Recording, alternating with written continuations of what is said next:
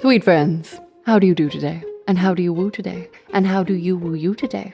Welcome to How to Woo, a podcast on love and making love so we can make sure we're making lives we love. I am your host, Luna Robbie. I am a multi-artist and creative guide obsessed with learning about life, especially from other humans direct, because we all have our own unique perspective and wisdom. So here we are again for some deep listening and a little vacrophilia so we can stay excited about life and co-create a world where taking care of each other is the norm. Let's dive in. Our guest today is a 39-year-old half American, half Scandinavian straight human who uses he/him pronouns and is a solo, unattached lover.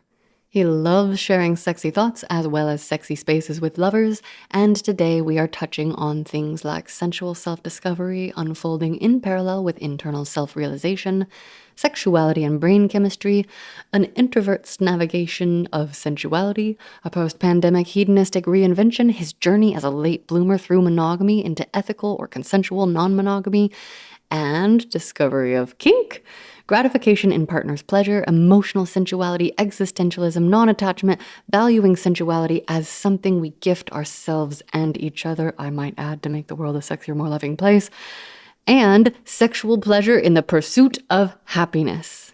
A film professional and student of the human condition, born and raised in California, but with one foot out the door. Welcome, Nico!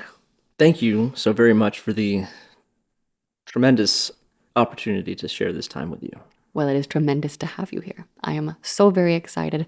Before we dive into all of the many sexy details, which I will say, if anyone listening is like, I don't know, that sounded like a heady introduction, I think there's going to be also some just like scintillating details as well. I first want to get to know you a little bit as a human. So tell us, in general, what do you love in life? What gets you excited? What brings you joy? How long is your program? Because we could spend Talk forever. quite a while. Give us some highlights. Yeah, right.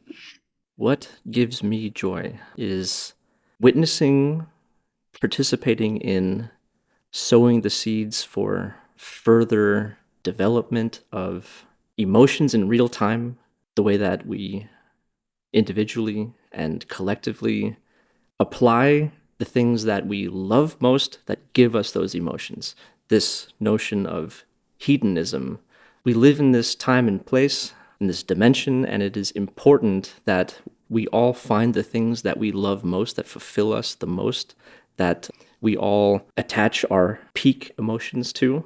So what gives me happiness is seeing others and participating in this thing called life with others as we are actualizing hedonism.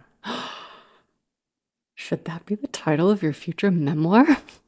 Actualizing hedonism is a great phrase. Definitely a chapter. Maybe a subsection. Definitely something. You are listening to someone with strong Scorpio placements, and a lot of them. You know, there also is that optimism of Sagittarius in there, but if you're like, what? There's depth and appreciation in all of that Scorpio. Warrior am I, and from the battle I emerged triumphant, but also Scorpio is sex, death, and money. So on a tangible level, will you just list a few things for us that you just like or enjoy? Storytelling in all forms. That gets applied to visual senses, cinematic storytelling, storytelling through music, through dance, through poetry, through painting, through sculpture, any manifestation where someone has infused their emotions into a format that is shareable, that is able to be participated with, utilizing all of our senses. I also find that collective enjoyment of events in a positive way. I'm a sports fan, and the emotions that I feel when witnessing the performance of a sporting event, which in itself is a form of storytelling, that brings me a lot of happiness. Another aspect that brings me a lot of happiness is animals as well. I'm an animal lover, and animal welfare is something that is important to me, as there tends to be some situations where human beings tend to let us down. The emotional connection to an animal is something that makes me very fulfilled and gives me purpose in participating with rescue and all that kind of stuff in the vanilla world. So those are a few things. I fucking love all of that. Do you have favorite animals, and also do you have favorite genres? In a broader sense, as I've gone through life, I've tried to not label hierarchies in terms of favorite versus non-favorite. That's why I said favorites. Because I, as a polyamorous person, can never pick one favorite. Although I do, if I have to give like default answers, I've now practiced them. So I go penguin, croissant, like I have sort of sci-fi. I find the beauty and the positive in every life form, whether we acknowledge them as life forms or not. But to answer your question more specifically and directly, I happen to have a experiential connection to felines more so than any other animal. Okay. Yes. I love that. Yes. Okay, so now I would love to know, how do you show yourself love? How do you woo you? In the most recent years, as my relationship to self-care and self-love has evolved, I woo myself when I pursue my form of happiness, when I participate in the things that bring me joy, the things that I find emotionally fulfilling, spiritually fulfilling, physically fulfilling, and where those three aspects and more intersect with one another. How you can experience pleasure of company and conversation in conjunction with an art form or a meal or a sunset or lighting a candle or embracing stillness. We're sitting here next to one another, talking, journeying through words and feelings and associations and histories and articulating on experiences. And that makes me very happy to do. But equally, I could be just as happy and woo myself in complete silence in the same sense.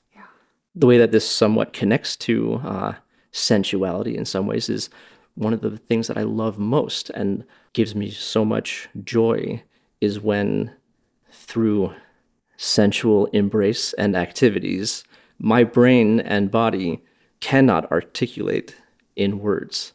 The stimulation of physical engagement takes over from being able to say words. That is something that I love to acknowledge in the time and reflect on afterwards.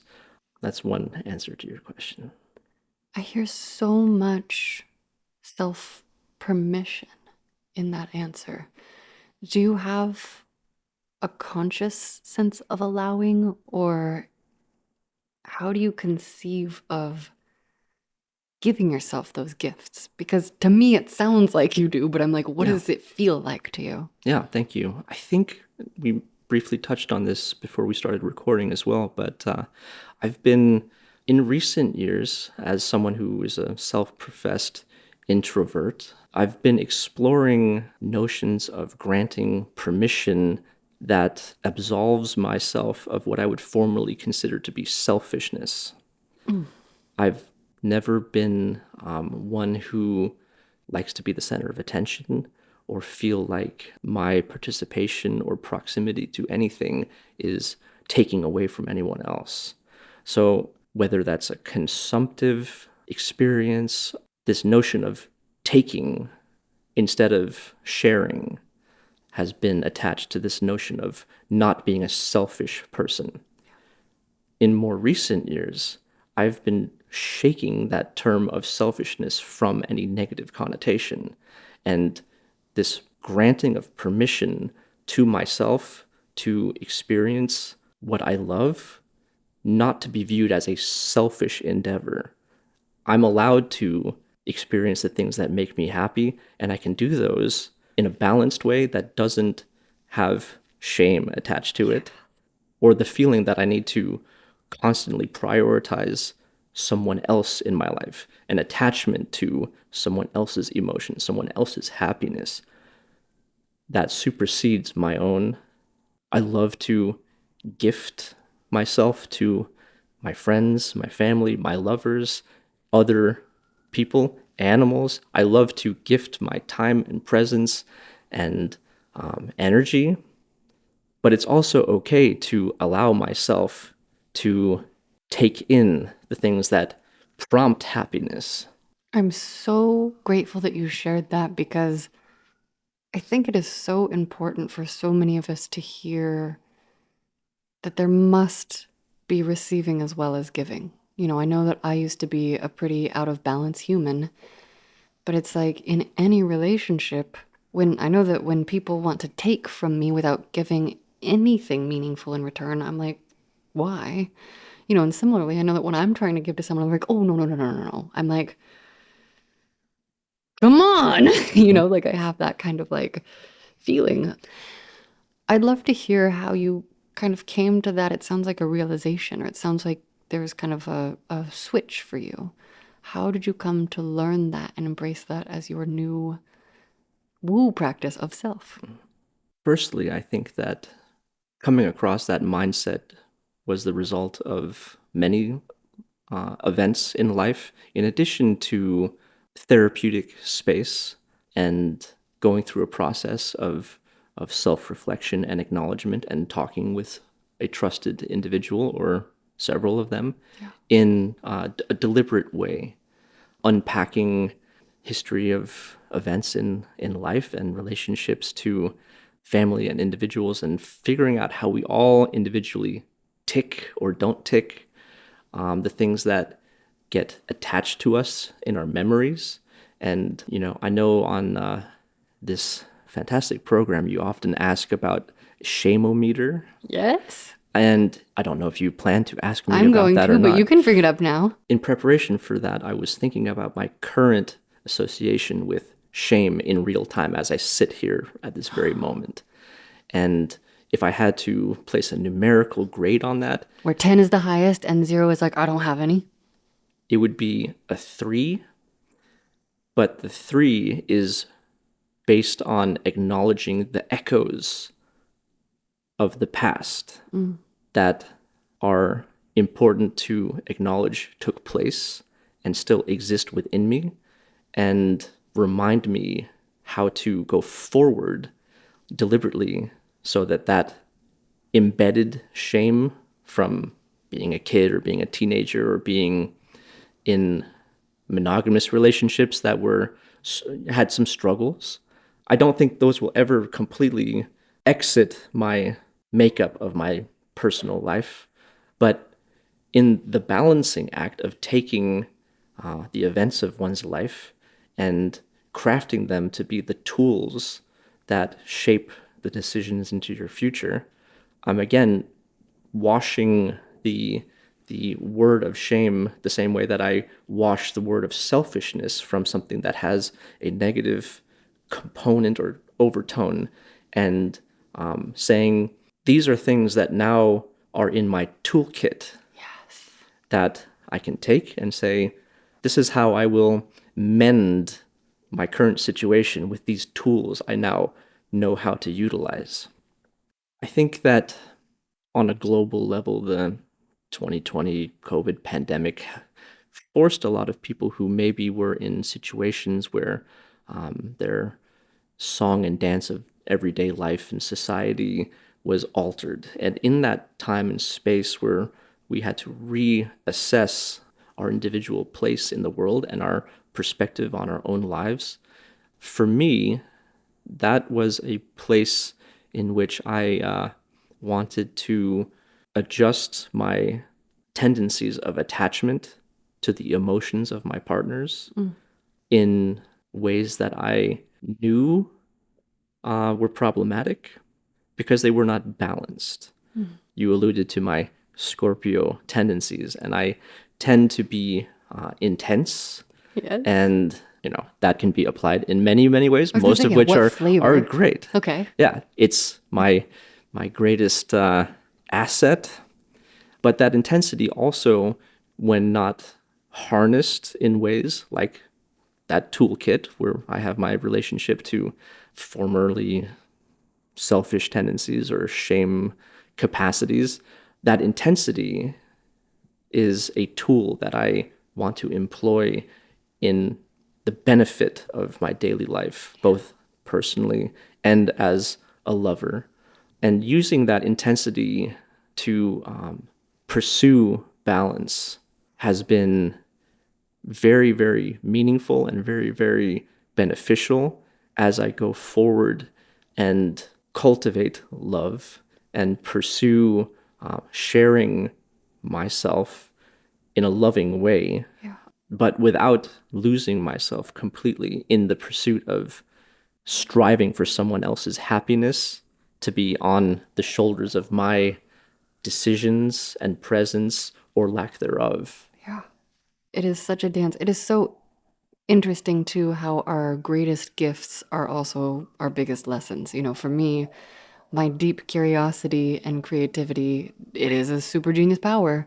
And also, when not harnessed correctly, if I am not discriminating in how I apply it, I'm asking creative questions in places that explode people's, unconscious in ways that I didn't mean and they weren't really ready for. And the more that I know that I'm growing and excavating that, the more that I'm able to pursue my own version of kind of like love and balance. And for me, it's in the name of connection. You know, I think all humans kind of want connection. Mm-hmm. On that note, I would love to hear how you like to be wooed. How do you like to receive love? What kind of attention is meaningful to you or makes you melt? I think the answer to that question has so many components to it on an outward level. Obviously, being acknowledged for doing a good job, however that is applied, whether that's on a presence level, on a professional level, on a you're a good friend kind of moment, like thank you for helping me, thank you for teaching me, thank you for sharing your time. But I think the deepest level of that in an intimate sense and in a partnership sense is moments where gazing into the eyes of someone you're sharing time with is not impeded by any kind of distraction or any kind of softening of that experience in time.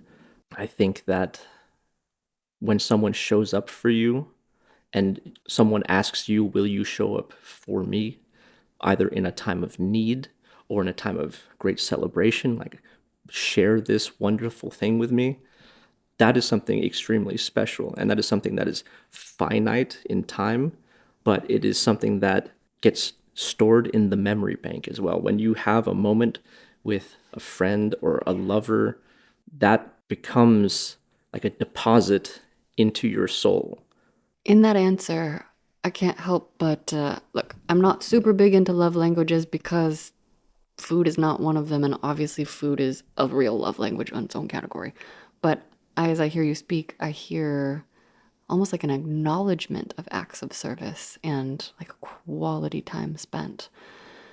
I wrote down on my phone not that long ago 3 simple words that I remind myself of often and that I really have tried to infuse and embed in, I don't have any tattoos, but if I did, this would be something that should be tattooed on an outwardly visible sense. But it is tattooed on my soul and my brain going forward as a mindset, a mantra, so to speak, not to get too, theological here, but Get it? live to give. It's so incredibly simple and whatever. It doesn't need to be complex and frilly or whatever. Acts of giving is the meaning of life. Mhm. We are these heavily evolved mammals who have an idea that we are these superior beings in this dimension here. We are capable of immense, tremendous acts as well as the opposite. And I think that it's something that we are exposed to or amidst all the time. However, something as simple as generosity, applying and manifesting your own form of generosity, and then being receptive to other people's forms of generosity. Live to give. Give beauty, give your time, give your space, give pieces of yourself from that soul in which you've been depositing goodness into, finding ways to replenish that soul, and then say, I'm going to give you what you need from me. in this time? What is it? How can I be there for you? How can I give you happiness, distraction, care, medicine? That term of medicine is not just a clinical term. It is something that can be applied very broadly. And I think it's empowering to use that term medicine beyond just fixing what ails you. It is something that fortifies your ability to be the best human you can be, is to harness your medicine, give your medicine to help those who ask for it or those who you want to give it to. And that is through sharing your passions, that is sharing the things that might be perceived as your gift. And that can be through forms like stories, art forms, etc. It can be, of course, intimacy as well. That is maybe the most deliberate act of service, gifting one's heart and energy in a sensual, fulfilling, honest application. I love that. And as I hear you speak, I cannot help but think what a wonderful reason to make sure that you are, quote unquote, selfish enough to be filled up so that you can give from a place of being resourced, and creating that reciprocity, yeah. And what a good point, too, right? Gifts are delineated from acts of service, from time well spent, but they're all the gift. It's a certain band that originates from the city we live in, and they have a song that was very popular and still remains a pretty damn good song, in my opinion, entitled something to the nature of Giving It Away. And I like that song very much. I always did, but it took a different meaning as I've figured out ways to embrace this notion of what it is that we should give away or give to anything. Did you ever learn the love is something if you give it away, you give it away, you give it away. Love is something if you give it away, you'll end up having more. Do you know that song? I don't know that song, but I think It's I need just to. like a magic penny. Hold it and keep it and you won't have any. But lend it and spend it, you'll have so many. You'll end up having more. Like that's just, I learned that as a kid and don't know where or when, but that's just what that made me think of, So I don't know the song you're talking about, but I have a little kid song that I just sang for everyone. So, and I think that's key, right? It absolutely is. And that was very cute, by the way. It's a cute little kid song. And I sang it in my little kid voice. It is. But again, the lessons that we learn and the songs that we sing and the stories that we expose ourselves to and one another from an early age until the day we take our dying breath in this body, in this space, have universality to it. That little message, as well as my little simple, basic kindergarten level mantra, has simplicity to it that is extremely effective when educating one another about the simplicity of giving being strong medicine. Yeah.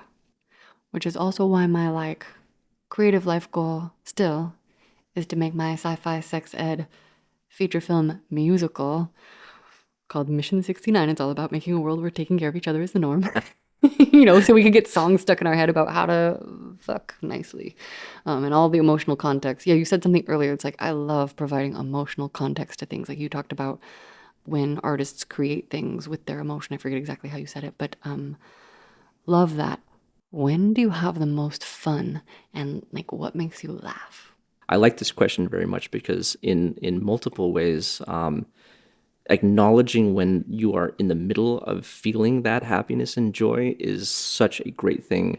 I think we distract ourselves very much from being in the moment of enjoyment in a litany of ways. So a hedonistic relationship to art forms or a sporting event or something, seeing a good movie or having a good meal and having a good laugh and then saying, I'm really happy I'm doing this right now. Savoring. Have you heard about the concept of savoring? Not the concept, I listened to it about Huberman Lab, but it's like in the moment, it's exactly what you're saying.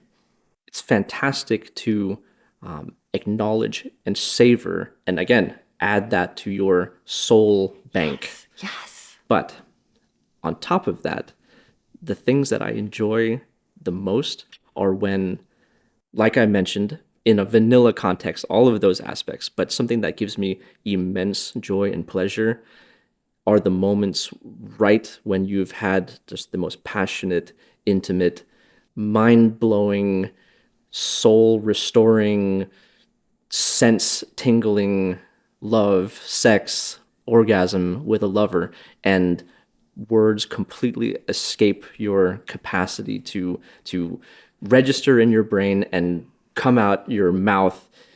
I love the moments where you have just experienced something so intense that you feel like you are having an out-of-body experience. And that can go both ways. That can be something you are experiencing yourself through a climactic, orgasmic, fantastic moment, as well as witnessing your partner or partners having that and taking great pleasure in saying, I participated in gifting this person I really care about and really want to love in this moment, participating in their moment of climactic joy. I glean so much vitality in the pleasure of my sexual partners and intimate lovers. I totally resonate with that. As you say that, I'm like, I think I've got a thing for being a facilitator, which is not a very sexy word, but I love facilitating, whether it's an orgasm or a conversation or a photo shoot or whatever context. And it's like facilitating contexts that allow for wildly delightful surprise and enjoyment. Yeah. I love that. But wait, what makes you laugh? Right. So the laughter part, I find that those moments where words don't register, and I find myself in such a physically and energetically spent state that I can't do anything except laugh, as the nerve endings from head to toe are just going off the charts from the release of serotonin and dopamine and all the other muscular, physically embodied overload. When that culminates in this, nature's internal laughing gas triggering within me, and words don't register, and I just stand there laughing uncontrollably, as if you've taken like a hit of I laughing love that. gas. Yeah, I mean, your abs get sore. Yeah. So many forms of laughter. I mean, joy in experiencing something that is a traditional source of laughter. And then also this carnal, soul convulsing laughter from experiencing like this spectacular release of chemical and passion. I mean, it's not just about what's actually taking place in your body. I mean, sensuality, sexuality goes beyond just the things that can be studied. Sounds like orgasm laughter. Yes, orgasm laughter is putting a name to a very indescribable individual moment of extreme joy and pleasure. Sometimes I call it sex silly too. That's or like another good sex way to put stupid, it. sex dumb. Like I go blah, I lose my words and I've been known to get giggly. Yeah. I love that. And something that is beautiful about collective human experience is the way that we share good things together. Spaces in which we see a performance that makes us laugh collectively. Yes. That same feeling immediately can swing into the intimate for me as well. Like I can witness an orgy and people are having a fantastic time and like enjoying the hell out of one another in the best possible ways. And that kind of a laughter is the same as, watching a tremendous comedy on screen or, a physical comedian on stage. Like that collective laughter can be manifested in wonderful ways on like a sensual level. When do you feel the most connected to other humans? Sometimes, unfortunately, I feel the most connected to humans because of negative reasons. Points in which we see disasters, and then there's a collective response to that. Typically, we gather as humans in spaces for the enjoyment of aspects that we've created, like art forms like theater, concerts, sporting events, big meals, anything that brings us together, that can be found and acknowledged and present. What about with one person?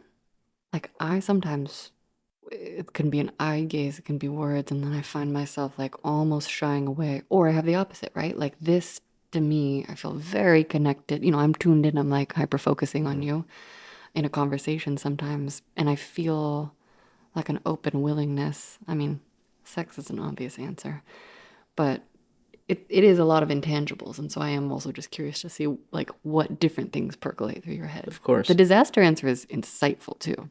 Yeah, I mean, sometimes the bell curve connects in strange ways, and when something is terrifying, when there's components that bring us together because we need to be there for one another because of strife or unsavory events.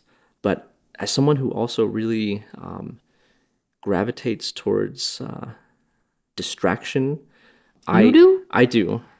I never would have guessed that from the couple hours of experience I have with you so far. If we were to be sharing a intimate moment with our clothes on, doesn't Yeah. have to be intimacy in that sense. If we were standing in a kitchen cooking a meal together, I must have something in my hands. I must have a task that I'm applying myself in that sense. So having something that is occupying. A grounding element. Yes. I fidget with this ring. Yeah, Yeah. That sounds like it helps you focus. it does. Okay. Does that translate into human connection? Like, do you have like a piece here and then a piece there? I'm squiggling my finger, my thumb and forefinger, and then like jabbing toward him with my other hand.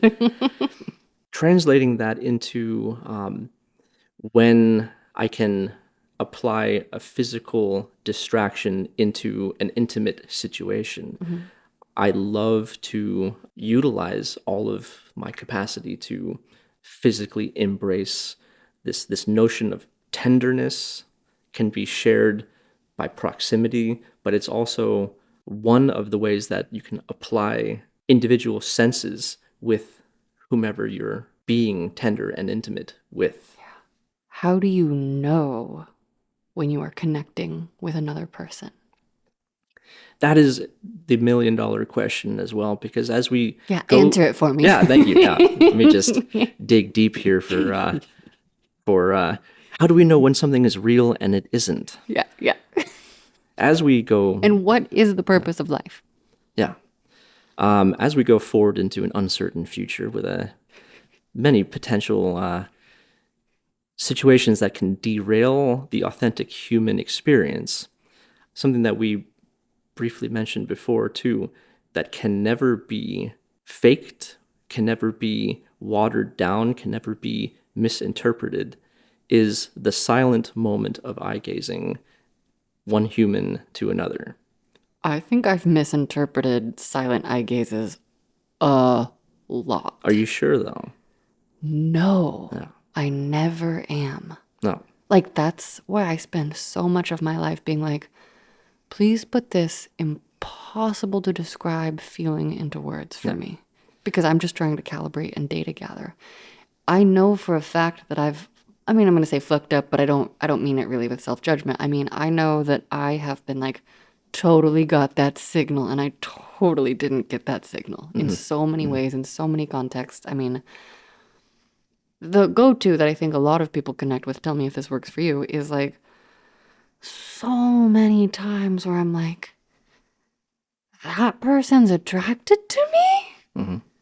or just missing the signals. I've heard a lot of people kind of like report that, or like trying to send the signal, and later maybe I found out it did get through, but I misinterpreted that, like... That actually describes about 30 years of my life, is trying to figure out that literal interpretation of Okay, so what maybe is this. if I listen with my heart and not my literal ears and go back to what you're saying about the eye gazing, is there an implication there that in those instances of eye gazing, there is enough knowing? Like there's like the connection is already there. So in those moments you do know, because I definitely also have moments where I at least think I know, I'm in the like deep, intense eye gazing, and I feel, our bodies on a physiological level, they do sync up in a movie theater, at a concert, but also just together. Like we start to like sway in rhythm, Well, the actual act of sharing space and gazing into the eyes, that can take place while there is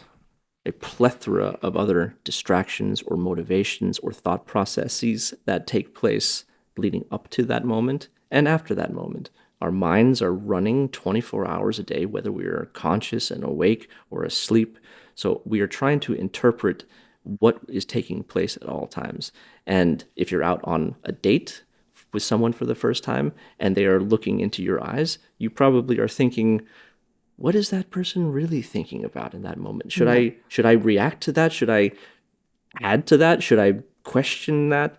So there's all of these other aspects that go into it. But when you strip away these other levels of distraction, when you get like monastery monk simple, that act of sitting in repose, sitting in a space where those distractions vanish.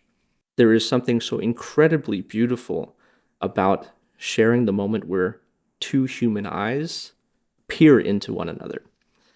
And you add on top of that layers of other intimacy, sexual intimacy, the eye gaze leading up through foreplay, the eye gaze in aftercare. They're very different. The eye gaze coming up from when you're going down on someone and just like checking in, that's different too. Oh, yes. The literal, physical, spatial angles of eye gazing. Yeah. You can add all sorts of other context and kink play and dynamics to where and when and the angles and the lighting that goes into the eye-to-eye connection. You get into sensory deprivation of when you are allowed to look into the eye or when you permit a partner to look into the eye. All of this stuff becomes attainable and applicable accordingly. But something that gives me a lot of gratitude in acknowledging present existence is that simple, silent eye gazing with no context or as little context. That makes you feel connected? Very much so. I have the opposite experience because I'm like, what are they doing? And for me on a date, I'm usually like, 1, 2, 3, don't be creepy, look away. Not okay. Oh, ha ha ha. I really, because when I was literally 26, one of my friends was like, dude, why did you stare down my friend who I just introduced you to? And I was like, I was following the rule of do good eye contact. What are you talking about? He's like, it was so intense. You just like stared at him without blinking. And I was, and then I read a book about 1, 2, 3, look away, 2, 3, Well, Mr. 5 times a Scorpio, intense all the time without meaning to be intense. I can relate to that notion. That friend was a Scorpio, just a super double Scorpio. Why am I not surprised? But different one. But he was like, it was too intense. I was like, too intense for you. But I think what I'm hearing in all of that is there is a piece of some part of you, your animal human body, that is able to sense the connection through the visual cues of another person in silence. And the visual cue being just one application of sense. I mean, not everyone has the ability to use eyes and won't be able to relate to what I'm talking about here. But I think that the eyes are just one of those senses that we typically possess as human mammals. Yeah. Touch is another thing. You can take the exact same context of what I just mentioned about eye gazing, which to me, I enjoy most because the real Wait, eye gazing or touch most? eye gazing. But what about eye gazing with touch? You see, then you're exponentially enhancing I'm a chemist. the human sensory experience, which is why when you combine all of the senses on top of one another, literally and metaphorically, our capacity as human beings to utilize our gifted senses and use sensory gifting, this is also like a massively enjoyable source of medicine. So eye gazing and physical touch in silence or in proximity to hearing something beautiful like a song or an ocean or the wind going through a forest or anything. Yeah. As I hear you say that, I can't help but think a thought like, well, it doesn't sound like you're remotely distracted or distractible when you're eye gazing. Like it sounds like you are anchored into the other being. Very much so. And moments that act of anchoring, the sensory experience that we as human beings who are lucky enough to be able to utilize all of our mammalian senses of sight, sound, taste, touch, and sight. When did I already said all Sight, that. sound, taste, touch, smell. Smell. That's what I was thinking of. Yeah. Or that would be the next one that I would add. Yeah. Again, also one that is said to be most heavily linked to memory embedded. It is? Yeah.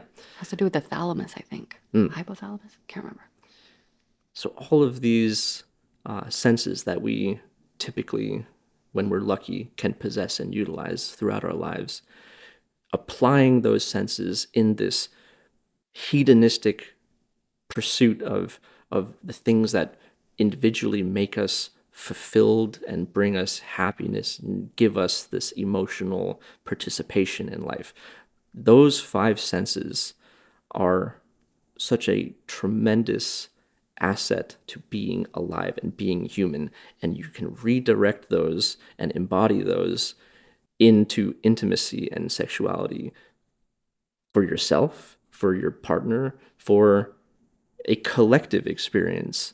So being able to hear your lover's breath as you're looking them in the eye, as you're touching them, as you're literally smelling their bodies and their pheromones, you add all of this up.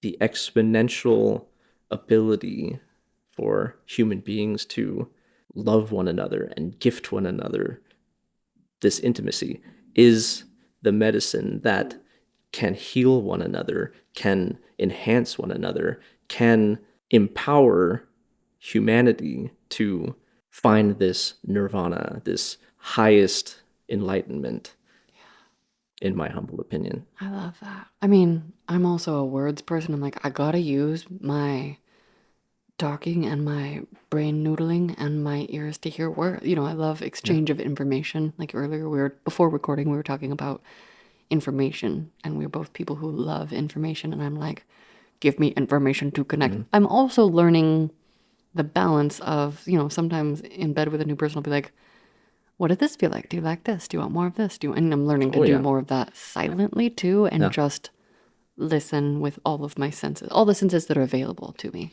Vocal communication through language is only one form that we tend to use a lot, but It's my favorite. Don't get mad at it. There's so many kinds that are equally important. And I think people are better at certain ones, and some of us have to try harder to get better at the more subtle ones. No, of course.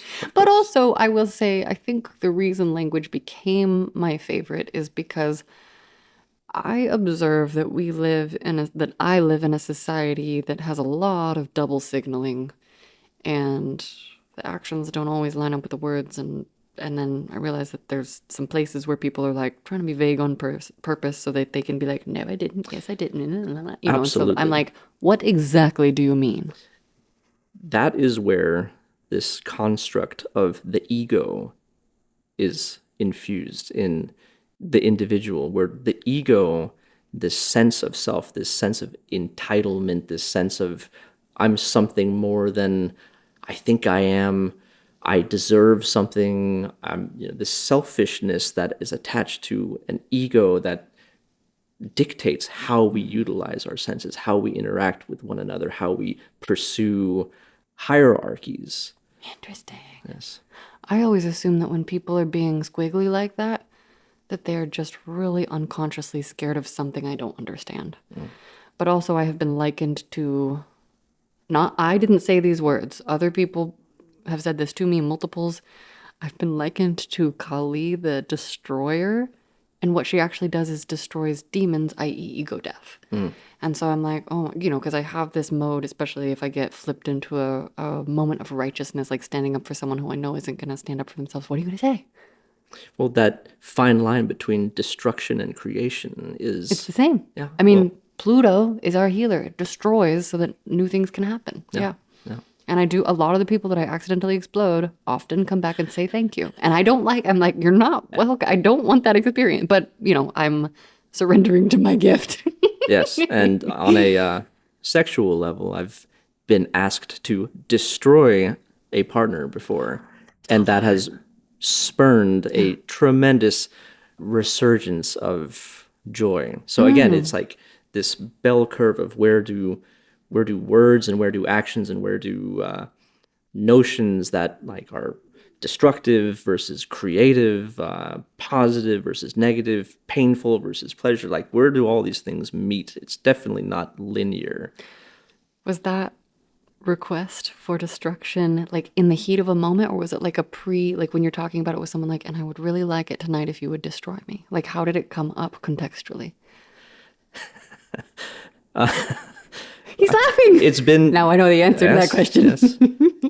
It's not just been once that it's been requested, and it's Wait, either really? been in writing or it's been in reflective, retroactive, like... Is it like the same partner that loves that word, or are you a magnet for people who like to be destroyed, which would make sense with all that Scorpio energy?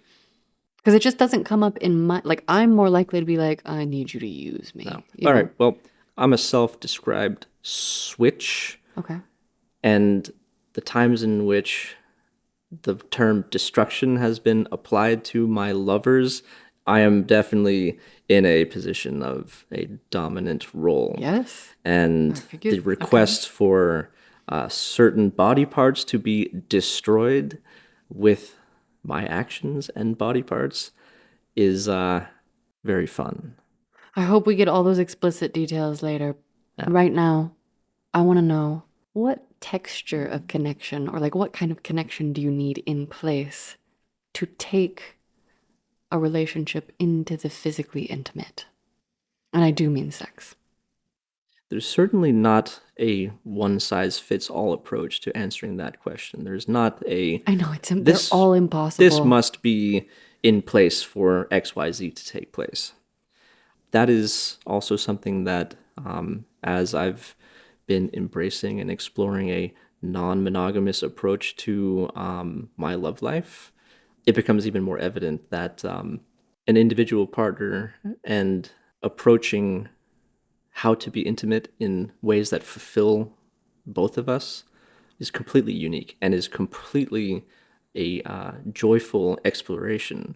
Getting to know one's partner and also being able to compartmentalize the time I spend with one partner and that partner's needs and wishes and desires and attitude and likes and dislikes and turn-ons, and then infusing the memory bank of how my five senses are applied to that partner brings a lot of enjoyment and fulfillment, and then being able to separate myself and how I am with another partner in a completely unique way, so that when time is spent with another partner, you're able to, in real time, dial the blend of how you show up for them, how you bring that sensory experience towards this collective togetherness. There's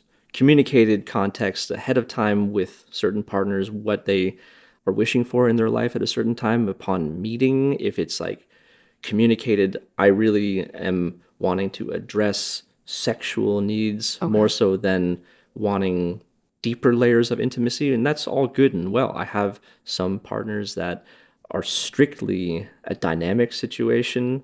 A strict dynamic situation sometimes. And then there's others where it's this middle ground of both communicated, intense, sexual, passionate needs, but when that aftercare turns into falling asleep in one another's arms, there's definitely less of a cut and dry dynamic in some of those situations as well. So So it sounds like the requisite is enough attraction for you to be interested in investing in communicating and maybe clarity on the partner's part so that you can co-create yes, something that it sounds like there's room for it to change and shift and grow together. definitely. And I think a huge part of that too is this initial approach of basic willingness to share that information on top of apparent attraction. Like that initial attraction needs to be there to establish a baseline of where do we go from here. Yeah. I mean, and for me, especially dabbling in, or not dabbling a decade into non-monogamous configurations, I know that I have to feel very secure that that other person isn't suddenly going to snap and be like, be all mine forever, just you, just me. Like I need to feel like they are far enough along in their journey that there's a certain level of consciousness that I can vibe with. I need to know that they are the type of person that's going to take my health and safety really seriously and make sure, because that's something that's really important to me, both for work and play purposes. And yeah, those elements of safety, but it sounds like that's like implied in the people that you are connecting with. Absolutely. Yeah. And I'm also hearing kinky elements. very much so.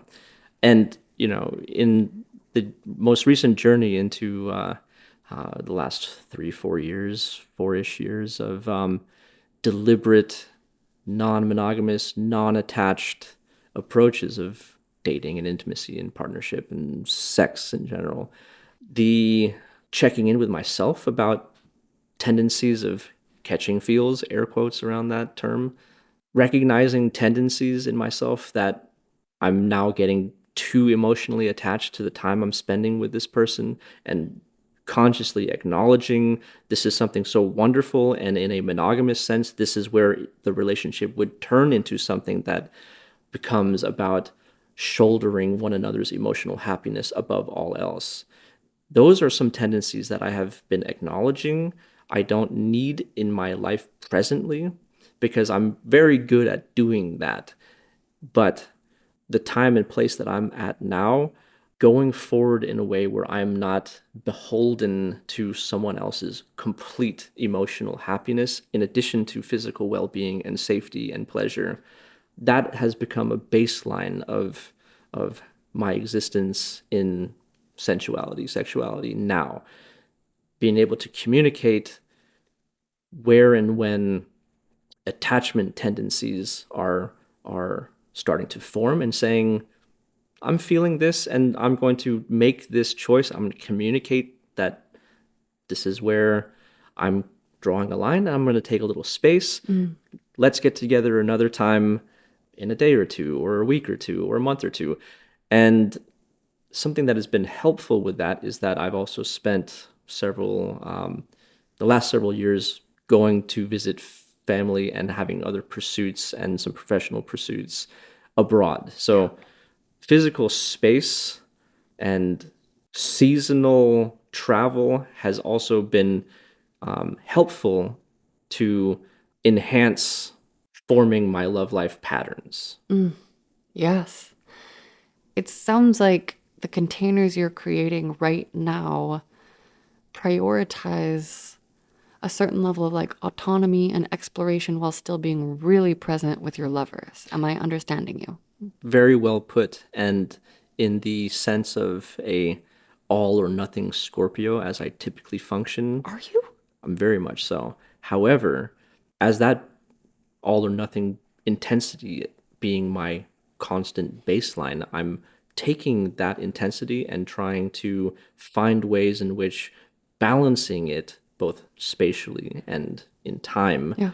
is an asset instead of being all in and not being able to Yeah. rebalance into my own time and space and needs. Totally get that. It's, as you were saying that, I had a vision of like you, the Scorpio, as like an intense laser beam that Yeah. just like goes fully into something else and gives it power source versus like your laser beam going into a prism that's reflected everywhere and back to you. And those moments where I draw myself back Yeah. in previous times in my life, I would have this tremendous guilt of selfishness of taking back my time and space that was almost impossible. I found myself into intense, monogamous, very serious, loving relationships, which ended up becoming very painful when they fell apart or ended Yeah. because of that intensity, because I was not able to find ways to reinvest in myself that didn't have this overwhelming negative selfishness attached to it. So now, as I've been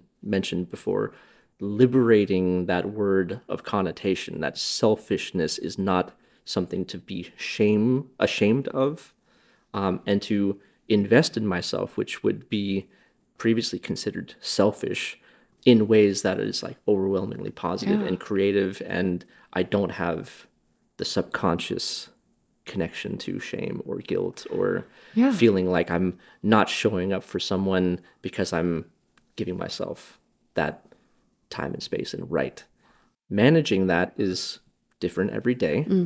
Where it'll be a year from now, I don't know. Yeah. 10 years Well, from and now, I even don't if you know. thought you did, you don't really No, know. We no. we don't know what next second's going to be. Exactly. It sounds like in those previous instances of the, we'll call it monogamous crinkle moments, it sounds like there was a part of you that was maybe quiet but very clearly saying, I need space for myself. I have a need for myself.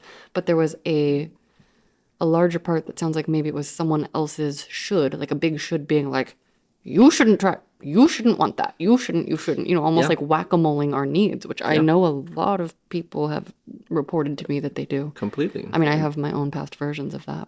Okay, so we have already learned that your shame-o-meter is hovering around a 3 right now, on a scale where 10 is high and 0 is I don't have shame.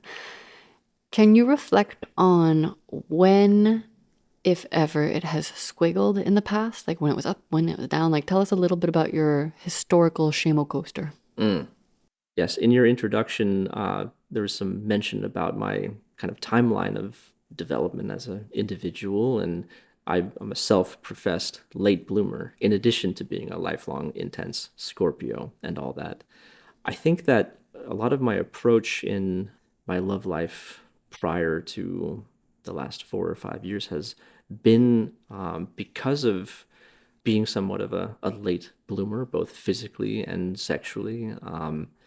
Going through early parts of life, feeling perhaps not attractive to those who I found attractive, or, very typical, common teenager things of that sense. But I feel that when the late bloom caught up to the physiological, now I'm not a late bloomer anymore, whatever, the need for acknowledgement and worth dictated a lot of the baseline that I went into relationships with, needing to feel valued by the gaze of my partner, needing to feel worthy of them, needing to feel that I can please them and be their source of happiness. No pressure. No pressure. All those aspects that are like the deeper layer of the term confidence, those took a lot of time to understand and develop. And it's really only in retrospect and through working on myself that I've been able to acknowledge and go back to those times and figure out where either self-loathing is part of it, other points that I felt that aspect of shame, that contributed to needing to find partners that I would give all of myself to, and that they would say, now I am yours. Here is all of my emotion that I'm going to place on your shoulders. So everything you do or don't do affects me emotionally. That No sounds pressure, like a right? lot of work to be such a Right. And strong then container. add on top of that the context of being this intensely passionate Scorpio who's all or nothing type. It really became challenging to acknowledge that needing to find a way to balance myself going forward was important. I never really figured out that I needed to give myself the chance to balance and still also find intimacy. So that has manifested itself in ways that at this current point in time, monogamous relationships aren't part of that equation. What's your definition of late bloomer? Because it sounds like maybe you have a few blooms. Yes. Like, how are you identified? Like, because for me, I was like, oh, I was a late bloomer. I didn't lose my virginity till I was 19 and a half, and I tried 4 times, and I got a lot of no's, and so I thought I wasn't desirable for a long time. You know, and I'm still Yeah. shocked when someone who I think is the bee's knees is like, I think you're face meltingly attractive. I'm like, Right. you know? So what's your definition of late bloomer? Yeah. I feel that puberty hit me maybe 2 to 3 years later than all of my friends or my perceptive observation of my group of friends or classmates or whatever. And that really continued on for 5 or 6 years. I feel like up until I was in my early 20s, I still looked like I was about 15 or 16. Oh, yes. Young people don't like that. No. And then you know, the typical storyline of the young teenage girls that I maybe had an eye on wanting, the 4 or 5 year old older looking hyper masculine bearded strong alpha type badasses, quote unquote, enacted this sort of self-reflection of comparisons and self-judgment and then self-loathing and things that go into the problematic recipe of teenage years. Yeah.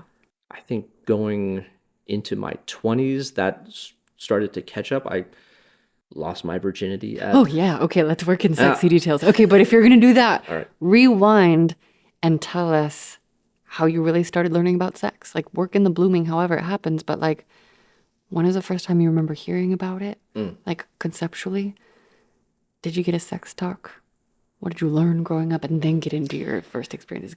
I have one parent who is Scandinavian. I have one parent who's American who also lived in Scandinavia for a while. And I was very lucky that because one of those parents worked for the airlines, we had a lot of free flights back to the homeland, so to speak. So culturally, I never really felt completely American, even though I was, yes, born and bred here in Southern California. It has never really felt completely like home. And culturally, my understanding and awareness of other ways of life, other society structures, even though I wasn't consciously acknowledging it, I was perceiving it. Scandinavia stereotypically has a pretty progressive view of gender and intimacy and quote unquote decency standards. So I was definitely exposed to an overwhelming positive association with body image, gender How so, roles. specifically? Like, what do you remember? I mean, a liberal approach to nudity in public Okay. or in the home. And then, little kid questions of why is this body this way or what is that for? And Yeah. those were the kind of the earliest exposures to sex and on an anatomical realm, in an anatomical way. I think as I got older and through movies and images of, seemingly attractive bombshell actresses or something like that. That started a bit of, curiosity about attractiveness in a sexual way. And then the hormones catch up eventually as well. And, I remember distinctly of this coming back from summer vacation before fifth grade. Suddenly, so and so girl that was just on the playground before is suddenly telling my brain, you should look at this. Why does my brain suddenly recognize and register this is a being that I am now attracted to in a way that I never was before? I think everyone has a similar story and experience with that. So I certainly had that, and that certainly continued for a long time and evolved as we all got older, and those developments continued.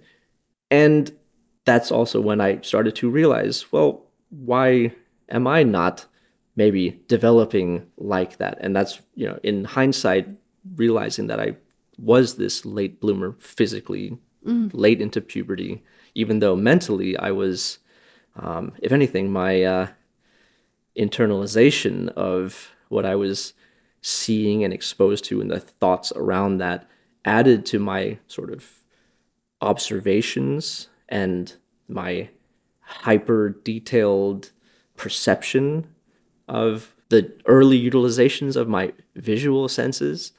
That kind of intensity, Scorpio overthinking was very apparent and applied to early years. Okay, remember the label of overthinking is often applied by people who just don't want to listen to our words. I'm just going to say that. I know that it exists for some people. I know that we can get caught up in mind loops and monkey mind loops, but there's a beauty to the thinking, right? Did you get a sex talk? Did you get a little sex talk? Did you have sex ed in school? What was that like? There was sex ed in school, but I definitely got the uncomfortable talk with mom about, oh, these are things that are going to happen, and you might want to do this or think about this in terms of girls and bodies. And how old were you? And are we allowed to know if mom was the Scandinavian one? Mom is the Scandinavian okay, one, okay, yes. okay. There we go. Okay. But you were uncomfortable. Yeah, I wanted to divert the uncomfort pretty quickly. So yes, I understand. I know. Thank you. I know I can ask you you know? questions. You already knew, or No. No, you were. Oh, no. It's how did you know? I was. Wait, I just said anyone who's watching the video, his face was so cute. And he was like, no, he did a specific eyebrow movement. Okay, it's oh, see, I can't tell from just looking at eyeballs. And then I turned 15, and I remember spending the summer, my 15th year, in Scandinavia, and having permission to go out on the town. Again, culturally and legally in that country in Scandinavia, the drinking age for beer doesn't really formally exist. For purchasing alcohol in a supermarket, I think you have to be 15. To go to nightclubs with alcohol, it's 16. Oh, at least really? It was at that time, yes. In Germany, it was 16 for beer and 18 for going to get a mixed drink. But I remember I spent my 16-year-old summer in Germany, and I drank a zombie, which I later found out when I was a bartender. I was like, oh my God, that's so much alcohol. And I just remember being so squiggly with a black light. And so it's yeah, they did not give a fuck. And yes, there's always cases of people overdoing it, and there's a lot of components where excess can be a negative thing. However, the overwhelming majority of my experience was that this was a very positive, festive, free of taboo environment. And I never felt there was anything bad about it or threatening or hide this from mom or whatever. So I got this permission to grow up that age at that time. And around that same time too was some of the first experiences of flirting. And I specifically remember this one, what you would now call cougar, taking an interest in me and straddling me at as I'm sitting in a chair at a bar. And that was maybe one of the first like physical encounters I ever had around that same time. But also this notion of total freedom and trust spurned this like confidence or earliest forms of confidence in myself and my ability to like go forth in the world and then view the world and view the people in the world differently. And to do that in a place where there's some very attractive people of all genders. I happen to be attracted to women overwhelmingly. So and far. yes, so far. And there are some very aesthetically beautiful women, in my opinion, that I first became aware of when I was there at that time. It has since then completely expanded beyond borders and cultures and dynamics and all that. But from early on and sort of embedded in my DNA, this perception of this like liberated, sexually confident Scandinavian woman was like profound. Cool. Also, I totally feel that. My official orientation is kind of sexual. I'm a kind of sexual. Is there kindness there? Great. Okay, take us through your personal timeline of learnings. Like, just, firsts are not the most important, but they often lay down patterns, but take us through some of the things that you've discovered about yourself. Well, I certainly was not getting any attention from any women around my own age for a long time. Well up until I was in my kind of early 20s, I don't think I legitimately thought anyone my own age was into me. Also because I, again, felt like I looked 3 or 4 years younger than my numerical age was. In some senses, I befriended people who were younger than me in many situations. But also for some reason, I was getting attention from older women, like significantly older women at that time, which may or may not have been that quote unquote cougar straddling me in Copenhagen in 2001. It's a vibe. But even going forward after that, I don't know, something about my ability to speak or some aspects of people saying, oh, Nico is an old soul. Maybe that is something that made it so I could actually formulate sentences and speak to women that were older than me. Did you agree with that? I got called an old soul when I was in teenage years, and I remember being like, I think I'm a brand new baby here. I don't know what the fuck is happening on this planet. That's another interesting question. I don't think I've ever really felt part of my own generation. So yes, I think people who started saying like, oh, this is an old soul, there was something to that. I mean, that makes sense. If you can like look at eyeballs and have an experience and not need 1,000,000,000 words, like it seems like there's a old soul vibe there. Something to that nature. And then maybe in some self-defensive ways of fear of rejection or being exposed to my whatever early forms of advances on girls my own age being roundly rejected or unwanted, that kind of self-preservation of like, maybe I don't want to put myself in a place where I know I'm probably going to get hurt by rejection. That was sort of replaced by, well, cougar is giving me perhaps some attention that maybe won't hurt the same way as young classmate that I want to pursue rejecting me to my face. Yeah. Again, this very early form of self-deprecation, association with shame, being unworthy, which became something attached to my development of an early age and going forward as an intimate individual. So when did you start becoming a physically intimate individual? Like, tell us about your first actual experiences that followed that straddling of 2001. The straddling of 2001. Yeah, another chapter title, Yeah, possibly, right. or maybe just a little like side bullet point. I definitely put a lot of time towards releasing energy and body development, and those aspects perhaps jump-started a bit of that end of the late bloom, so that by the time I was finishing high school, going into early college years, I was just catching up to not looking like a little kid anymore. I stopped playing sports when I realized that even though I loved the games I played and my mental engagement in the sports that I took major enjoyment from could not continue in a physical sense, I stopped playing sports. I picked up instruments. I picked up cameras. I started getting involved in that form of storytelling and that kind of alter ego creatively as well, which also has aspects of sexual energy to it as well. Oh, yeah.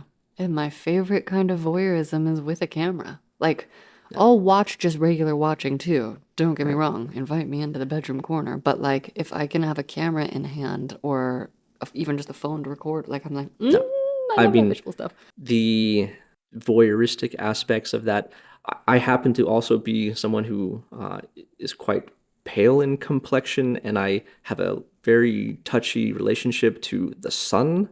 Same. On a biological level. I excel in fog and cold weather and rain and That's such a funny way to say it. and forests and mountains. So being born and bred and living most of my life in Southern California, I was completely sunburned all the time. Yeah, I have to wear lots of hats and coverage. And, oh, yeah. Yeah. I literally have sunburnt hands right now because I was on a job in the desert today. Get teased wearing my fingerless driving gloves. People don't understand. They don't understand. So something that has become part of my origin story of life deals with the fact that in Southern California, I would spend the first 2 weeks of summer vacation being invited by friends to go to the beach and run around in the sun and whatever. And then I would spend the consecutive remaining 10 to 14 weeks of summer vacation indoors, skin peeling off of my limbs and back and everything, completely miserable. Doesn't someone tell you about sunscreen? Oh, yes.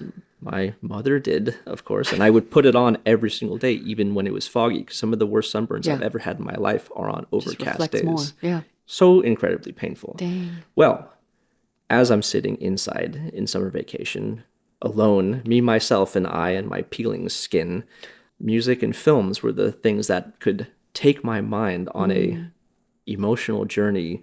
So I thank my Los Angeles City Public Library for all the hundreds of films that I rented for free to take my mind off of how completely painful I was sunburning. But in that process, to bring things in full context, my relationship to the emotions that come through artistic expression and the storylines and experiences that developed my relationship to sensual subject matters through stories in songs or artistic expression and movies cannot be understated as being stated clearly and overly time-stamped in those sunburnt teenage years. Wait, like what? Like you discovered kinky thing? Or like tell us what stands out. Okay, well, I'm being the old soul that I am. I would watch old films, so like old Hollywood starlets and Marilyn Monroe. Some Like It Hot. Some Like It Hot is in my One absolute of my favorites. Top 2 or 3 films of all time. I also have a relative in Scandinavia who had a vintage porn collection of old pinup style magazines from like the 50s and 60s that was kept and I stumbled onto, which was very illuminating. And so even to this day, vintage pinup, traditional pose, kink, Betty Page bangs, forget about it. Here for it. And even modern reincarnations of those classic, simple, not over-the-top kink stylings, I love it. Yeah. Okay, I bet you're really good at foreplay, but I'm very eager to hear about your actual sexy details. But also, I'm now realizing we didn't even talk about masturbation.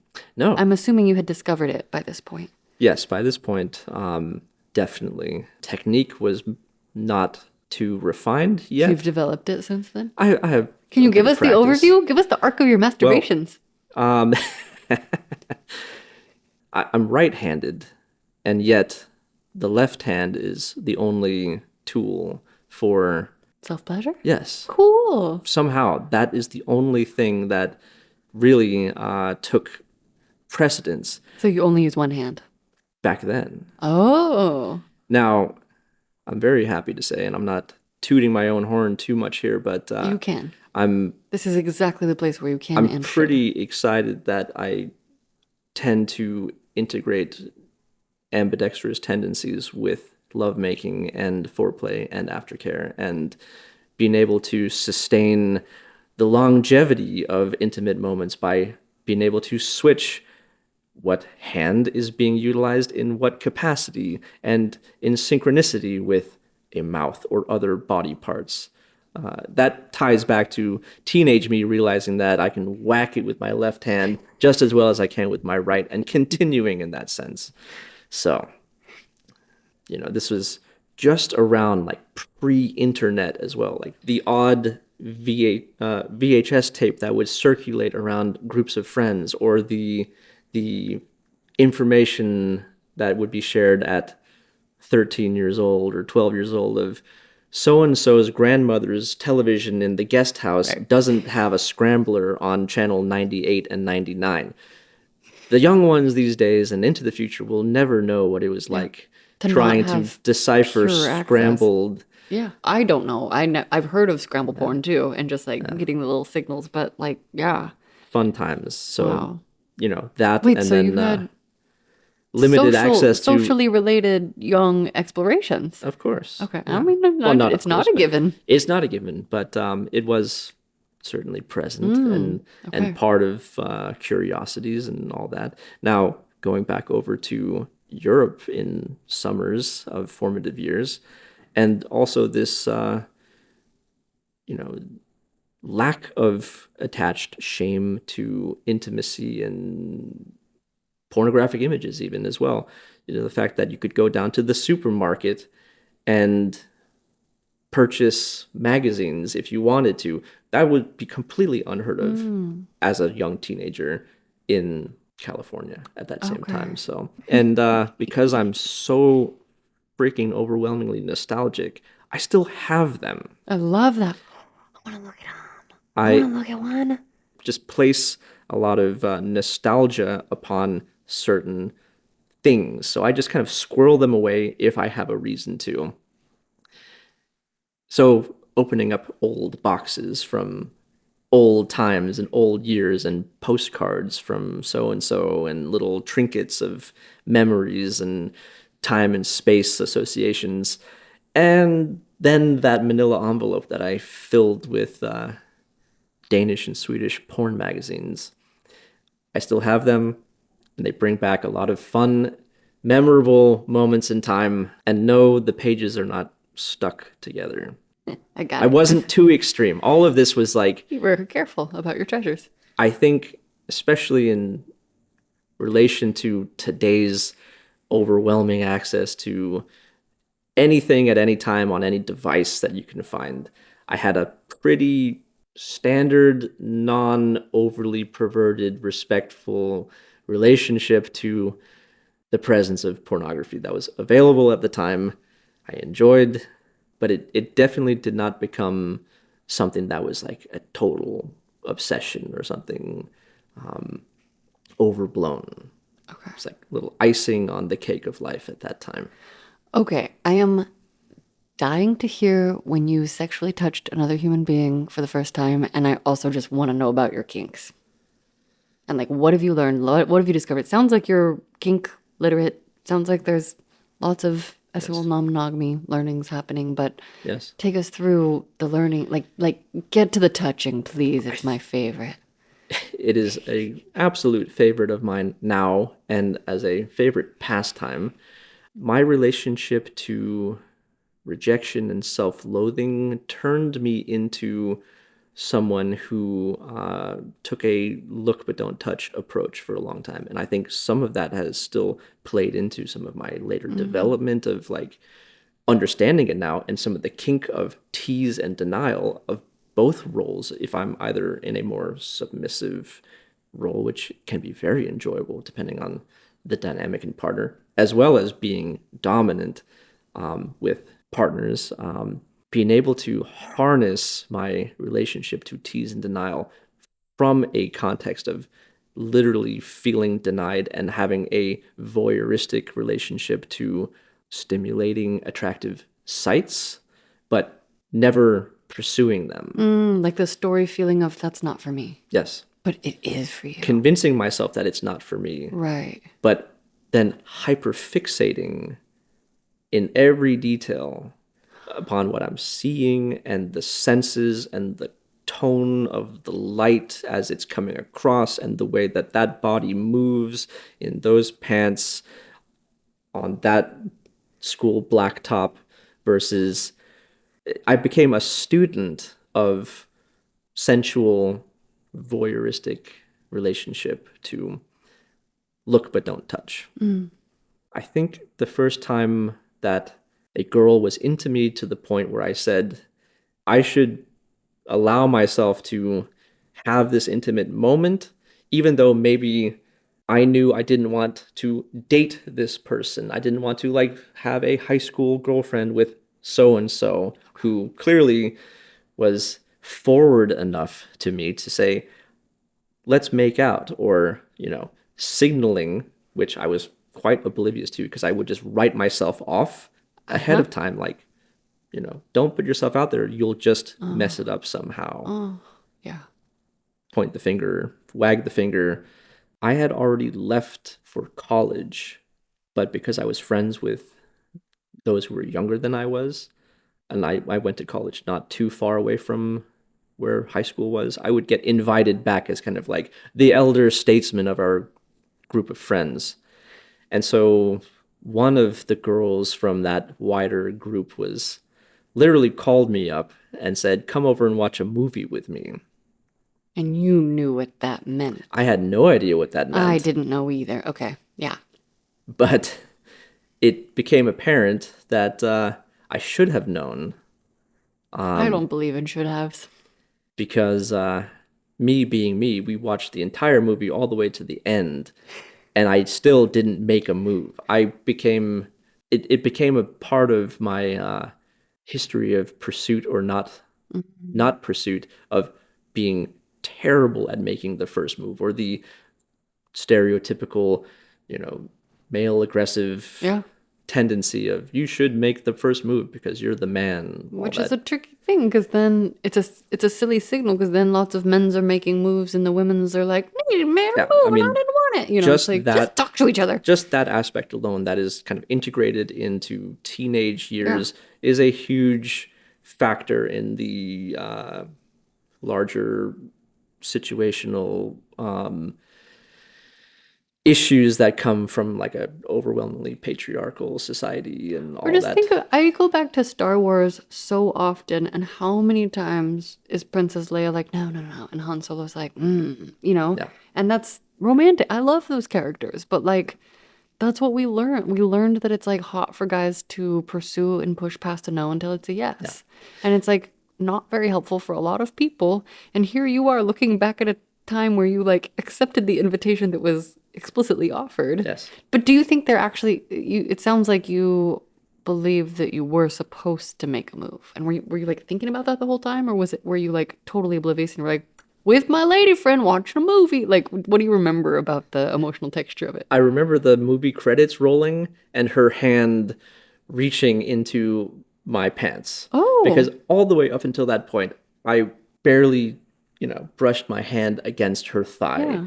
There was no like a hot build up. I could not take a clue or a hint that so and so girl wants me to make a move her here. From the movie. Yes. Oh my gosh, that is so confusing. Because like literally, when someone, don't give me a red herring. If you set me upon a task and then you start distracting me from the task, I will become confused and annoyed. And so I'm already a freshman in college, and I'm still at this point of, that's like the historical timestamp of like where I am age-wise versus where I am intimacy-wise. Yeah. It sounds like there's some self-judgment around that too. Completely. Okay. It's completely overthinking or underthinking my own, how those aspects go towards developing what we would consider confidence in oneself. Do you know where you got those like shoulds of here's what confidence looks like? Not off the top of my head, but Yeah. I mean, it I just think sounds like I had them too, but I'm like, yeah. I think I just could recognize that rejection hurt, or being overlooked, or thought less of, was unpleasant at an early age. So that kind of added to a bit of just write myself off ahead of time, or just, look but don't touch, or don't assume that now is the time to get to it. So here I Okay, am so she at put her hands in your pants. 19. Yes. It was great. It was a lot of, I got a hand job, and I remember coming intensely, even though there was no lubricant of any kind involved.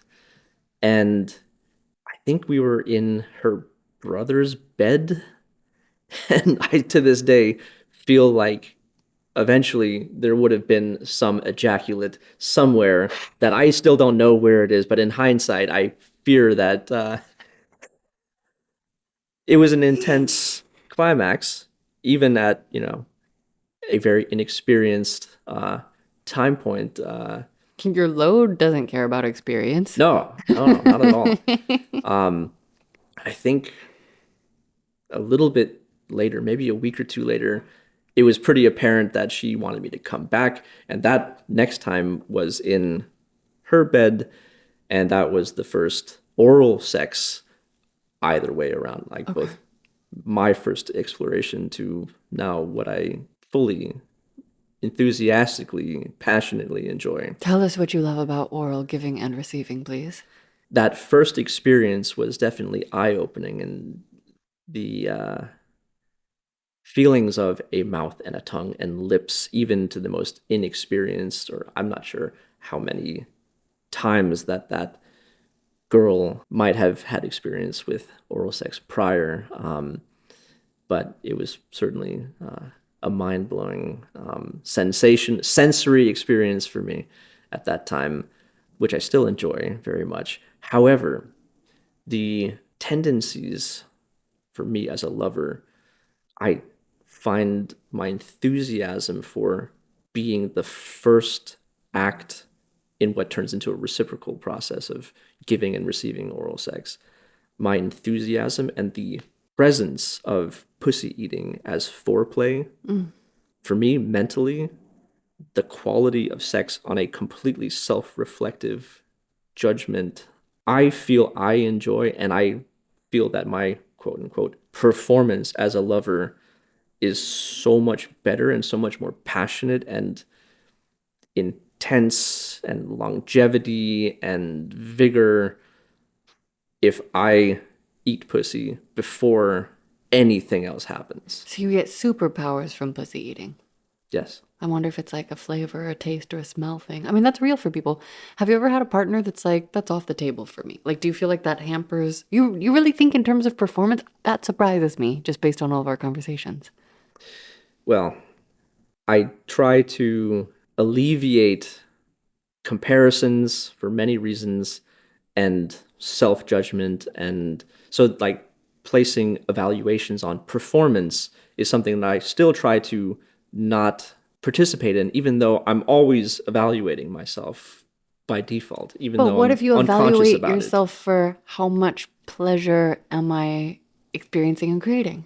Or is that part of it for you? A huge part of it is attached to this notion of selfishness, where that Oh. if I still feel like I am more like my pleasure is more of a priority than my partner's pleasure, there is this aspect of that negative connotation of selfishness, of taking, that I am worthy of receiving something from someone else without a reciprocation to at least balance that out. So I Okay. think mentally for me, which the brain is the largest erogenous zone, and the way that our brains function during intimacy is like something that is extremely a source of curiosity and passion of mine to understand better how all that works. But I know for me personally, initiating and following through and prioritizing my partner's pleasure lends to my, when it's my turn, I feel that I have earned my turn.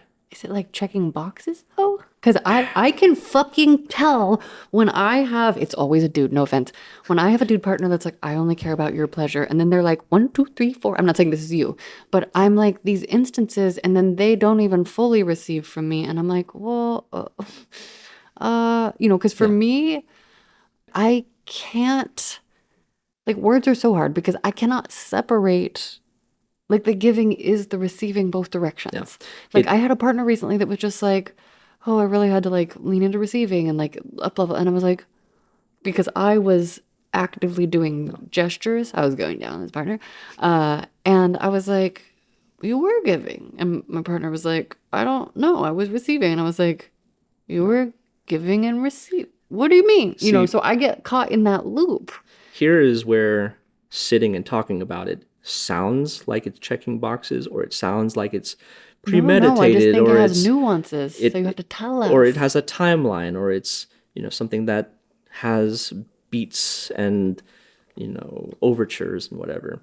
I think it's like, how do you know when your partner's pleasure is like boop them first? Do you know what I mean? There's something that when you infuse, personally speaking, I feel that there is a Scorpio passion overload that takes over my Oh, right. intimacy, and Yes. I go beyond recognition of myself in certain cases. Yes, When I yes. am turned on and when I am present with my lover and I'm in a place where foreplay is 1,000%, I lose all sense of this is what's happening now. This is what's happening next. This is what my left hand is doing. This is what, The sex version of eyeball looking, yeah. and you can feel it. And the eyeball looking and the eye gazing while Yeah, the with pussy eating is taking place is like next level eye gazing, I because yeah. nothing else exists except for what that sensory soul experience is taking place in real time. I feel more present and more alive and more in my body in this time and place in that moment, even before there's any sort of male centric penetration, reciprocation, like that moment of foreplay where my lover's pleasure is something that has no, like, it's completely uninhibited in that moment. That is something that is just profoundly enjoyable. It's very different from checking a box. Completely. It's funny because as I'm hearing you talk, I'm like, okay, I think I maybe run into a battle of wills sometimes because I like to get physically teased a lot. Like when I have a partner go straight to pussy pleasure or nipple pleasure, and that's good too for certain contexts, right? But I love to be aroused for so long, which is why I often will receive via an active role first, and I have generous, loving, caring partners that are like, I want to take care of you. And I was like, you will be my toy. Like, let me fucking touch you. Like, let me wake up your body because I want to draw out the experience. And I know how to do it. And I'll show you. Something that I was thinking about leading up to this recording session, to that I'm glad that I'm thinking about right now, because when I just described what I described, It's really good. it's not like flipping a switch, and it's not like dive right to the clitoris. Foreplay is like a dial being slowly turned up and turned back down and turned back up and turned back down. And the pace and the patience that goes into that slow buildup and tease and subtle touch and eye gaze and hair touch and motion and breath, and there's so many aspects that go into that enjoyment of foreplay and this energetic presence, whether that be presenting I'm here with my partner, or I'm making it known that I'm presenting to my partner's pleasure zones. And from head to toe, like some of the most erotic zones are the ones that are most neglected. And I think that so many where? aspects What do you like to not okay, neglect? well, a breast, right? Typically it's thought, oh, the nipple is the key to the breast. In my unprofessional experience, Personal wisdom. personal wisdom, That's what you're here to share. with certain partners, the underside of the breast, or the tiniest little hairs that are along the inside of the cleavage, when those are barely touched, or the breath of a warm exhale touches them while hands are on other parts of bodies, or you know, massaging certain body parts while a mouth is breathing or gently licking the very outer parts of a breast. Oh yeah. Certain partners, that is like profoundly pleasurable, versus like, oh, I should just lick on this nipple because the nipple gets hard when it's wet, and which by all means I'm sure Good too. is also good. But I'm like, I want all of it. And also I am totally guilty of going straight for the target zones. Like I like genitals magnetize me, like Of course. but and I also know how much my body loves being touched everywhere and Absolutely. having the back and forth of And again, everything. while there are certain target zones that are Nipples are literally shaped pleasure like a points, target. Pussies kind of are completely, too. and we So can are get cocks. into like anatomical, evolutionary, procreative things that are part of this. The all-encompassing sensory experience of foreplay and of intimacy, it's like a complete physical, emotional, sensory symphony. It's not one thing at a time. It's not this and then that and this order of operations. It's something that when I am in a completely transfixed, passionate release, all of my senses want to dedicate themselves to my partner's senses. So for me, when I know that my foreplay in that regard is present, then I feel I can also I'm worthy of this reciprocation That makes now. so much sense. And once that happens, also because of time and kind of the male genital immediacy of wanting orgasmic male-centric release and this one-off thing, even though a one-off orgasm is something I've also found out how to transcend beyond, which is another fun I was gonna say, talk about conversation. that next. I mean, I want to hear, but like, do you have anything else to say about the other thing? But like, yes, say more. With prolonged, dedicated, passionate, full sensory, quote unquote, foreplay, which in my mind isn't foreplay. It's like, why even separate foreplay from actual Thank you for saying that. penetrative? It's just part of making love.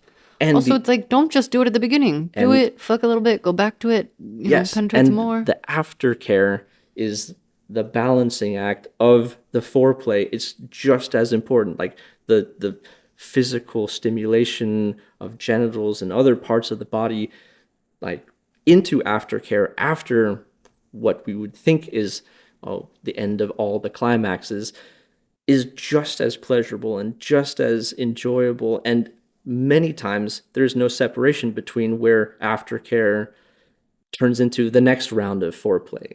Yeah. Yeah. Oh, I love that so much. And so all of that is taking place without compartmentalizing and checking boxes when I'm in a state of extreme delight with a partner. That is why sexuality and sensuality is something that's where it becomes medicine in a way. That is where it becomes the gift of this reciprocation of giving and receiving. It turns into just this endless loop where you don't tell the difference between me and you and time and space and up and down, and it's just everything before and everything after becomes irrelevant outside of this complete energetic engagement together. It's like I am a part of creation. Like That I'm right here, right now. Like we're doing yes. it, but we are one. And billions of neurons are firing all throughout our bodies, and all the serotonin and dopamine and everything that is like measurable or studyable in text and whatever is happening in real time. And it is so much fun. It is so enjoyable Yeah. and invigorating. And that is where your body can materialize and like carry this medicine within itself. Like once you've experienced feelings like that, sensory experiences, intimacy, when you know that is attainable, it's something that you want to share and give beyond those that you care about. You want to like infuse that into all your passions in life. It's something that dictates how you look at the outside world. You can, you know, step forth and you have this like extended literal chemical high from great Ooh, sex, yeah. and it changes your attitude about everything going forward. Yeah. Acknowledging moments like that is those are the moments where it is so good to be human. And then you take those moments and then you say, I'm going to write a song because this feeling needs to be shared with people beyond what I just did with my lover. Yeah. That's when you write beautiful things, and then that can be, it transitions into a different form, but it's still the same Yes. creative Oh my energy. God. I love that you are proving my personal little theory, which is like creative energy, original creativity, sex informs our human creativity in a broader sense. And that is where emotions, when manifested into forms, is Yeah. medicine. Yeah. Yeah. And then we share it and sync up and get connected. Oof, beautiful, beautiful delineations. So that's what happens when I eat pussy. That's hot. Um, okay, so tell us about some of your kinky parts. I have a partner who I have gotten to know since, let's say, about 6 months ago. So it's a more recent partner. So I previously alluded to like there's certain women who are age-wise a little bit older than I am, and they've always been a presence throughout time. There's not an ageism thing. It's not a conscious like targeting vice versa, but there is this specific partner is slightly older than I am. I have another partner who is slightly older than I am, both of which came through like more recent divorces or ending of long monogamous marriages and kids and family and all that sort of stuff. And perhaps a bit of this notion of my own seeking, wishing for something outside the context of a established monogamous relationship. There's something about when a partner comes to me and says, I've been missing something and this is what I really want. I love to be told just the slightest information of I have been missing this for years Mm. and signaling just the tiniest bit of what kind of treatment they are yearning for. That sort of informational opportunity to rise to meet what a partner is wanting. That It's a hard penis joke. my kinks, they're nothing too specific. They're very, again, it's like a dial that can go from like 1.5 to 10.5. And it's this mixture of, well, this partner, her hair wants to be pulled. I want to grab onto her hair as I kiss her neck or kiss her lips Yeah. or embrace her back. But now she wants her hair pulled much harder. And as it's pulled, what do her eyes look like? And what do her eyes tell me she wants after that hair is pulled 10% heavier than she's ever had it pulled before? Mm. My kink is discovering and in real time interpreting what that partner wants next. If that's spanking, if that's arms being pulled back as their body is turned a certain way and restrained. I have experience in other situations where I've been told that the thing that turns on my partners more than anything is when they see me looking at them in moments where I'm about to have my way. When they tell me, when they consent, and when they give me permission to completely uninhibitedly act, that's a kink of mine.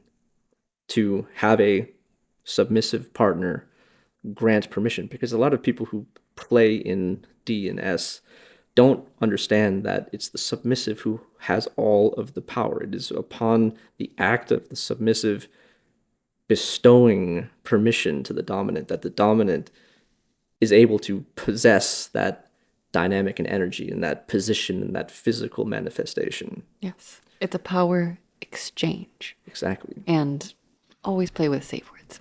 Yes. I say that to the general public. Communication, communication, communication. Negotiation and safe words are the first ingredients. Desire, I guess, is the first one. It sounds like you pay really deep attention to your lovers, which is so sexy. Yes. Like, I imagine they are feeling that when they see you Yes. looking. What does it feel like from the inside when you're looking at that moment?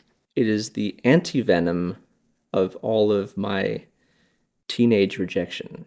It is the moment where I realized that I That's had for to me. experience all of that. I had to understand what that was like to get to a point where I know that I have permission to act completely from instinct. I don't have to suppress myself. I'm requested to pour my passion into my lover. In fullness. Yes, without inhibition. Oof. So this one lover that I've had for about the last 6 or 7 months was communicated completely in advance. The very first time we even got together was after writing and Writing or like riding? writing with a W. Okay. And so much to the point where I was the one saying, "Are you sure you want to do this? Like, wouldn't you like to just meet in a neutral place and just say hello to one another?" Oh, written communication hitting on each other? Yes. I see. Okay. To the point of, like, I want you to show up at my address and I will be on my knees once you open up the door. Oh, diving in deep. The first time we ever met. Interesting. I'm always like, I have to smell you first. Yes. But this was something that was communicated. Yeah. And ever since then, when I'm in town, every 2 weeks, this partner has mommy mode is over, and the good little girl is in full bloom. Yeah. So about every 2 weeks, I have my most dominant self enabled, and that involves aggressive tendencies of phallic and digital finger penetration of every degree, restraints, spanking past the point of temporary bruising. I mean, bruising that lasts several days. Spanking with marks. Exactly. Ooh. Most I love a purple bottom. most recently, there's been some props involved, but it's still, I don't like to get too prop heavy, Okay. where the props stop being props and they start becoming primary attributes.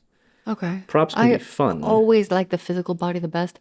However, I love things that extend the table of the buffet, if you will. Exactly. I love to have little bites of everything. The props are garnishments to the primary focus. I've had some really lovely experiences though, like in my earlier days with kink, just being taken through roller coasters back and it'd be like this torture device, this flogger, this riding crop, this thing, and then worship with hands, worship with mouth, and then go back to this implement, this toy, this thing, and it was always just a beautiful combination. And it's got to be with someone who likes to use gadgets or kind of like where it's just adding to the creativity. I myself am a little bit lazy, and unless someone like requests toys, like I love skin to skin contact so much. But I love different sensations too. Skin to skin is still just like eyeball to eyeball. It, in my opinion, cannot be eclipsed. Well, they're their own special things. I love a good hairbrush too, but it's not a hand, you know? No. I think you know. Yeah. Again, it's this case by case, real time, instinctual, perceptive, responsive exchange.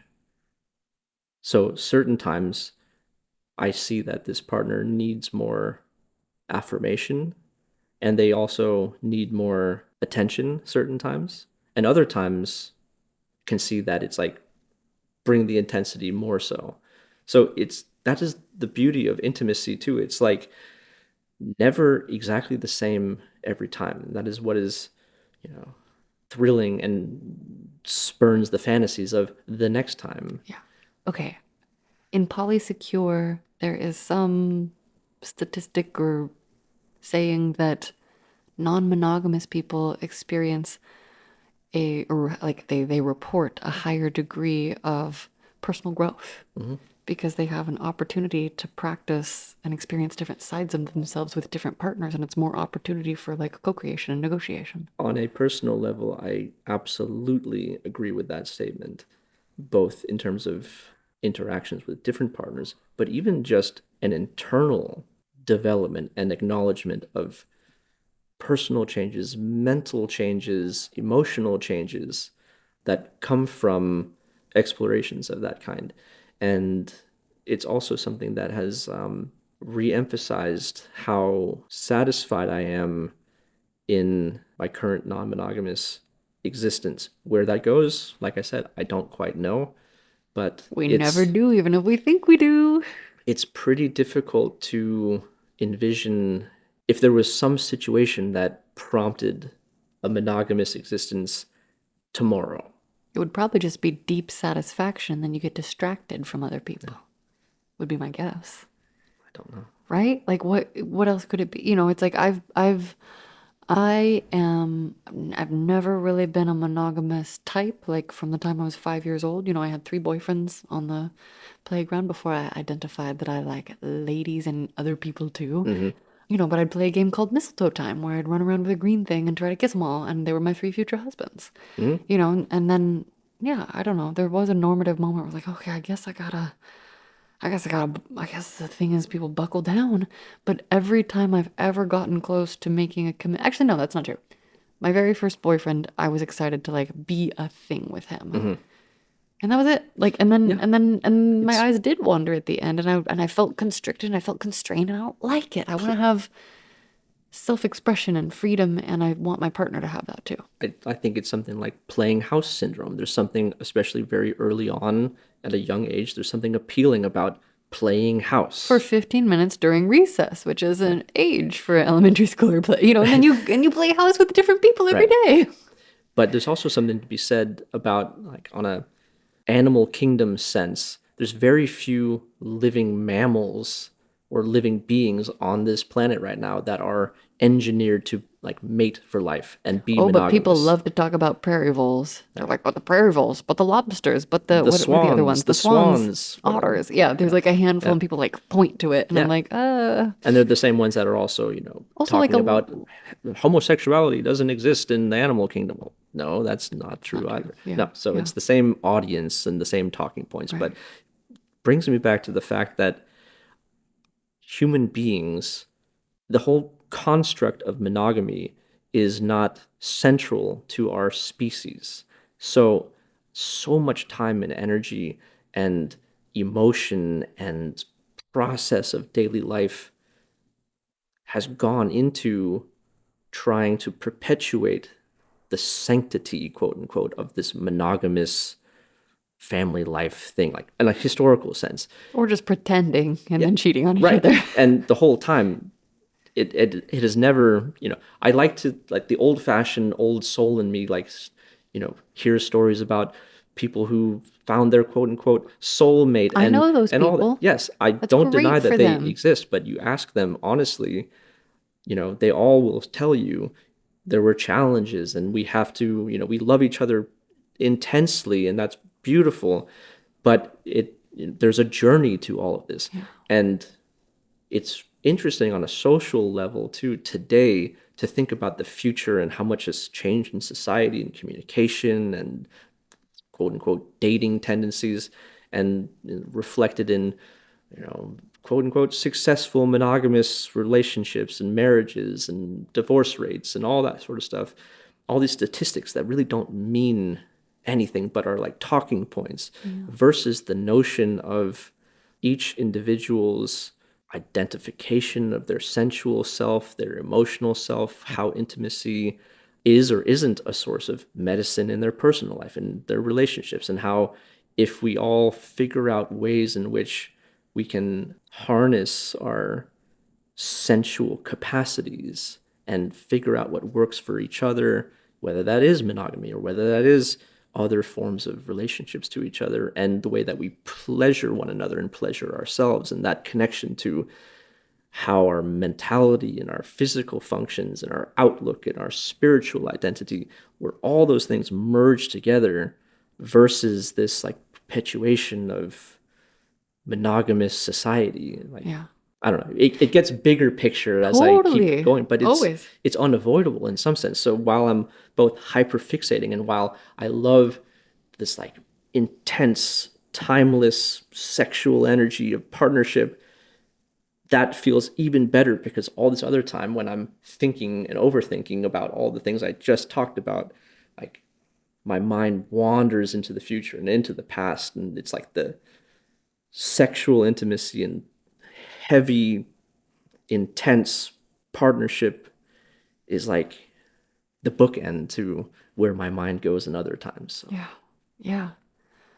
What are your hopes for your sexual self going forward? Ooh. Life is precious. It's a very, cliche term, but it's very true. And as time goes on and certain people that come into our lives don't have the luxury of continuing life, they shove off this mortal coil for one reason or another.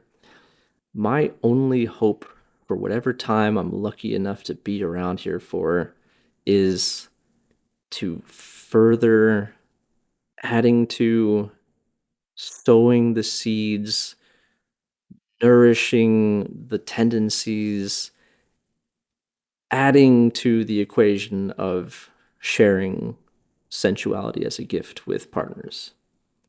No matter where I go, more partners, fewer partners, no partners, wilder fun times, deeper explorations into kink, or retracting into more slow, tender, cozy, nesting, seasonal, delightful, wherever it goes, I want to make sure that it remains this energetic gifting of medicine.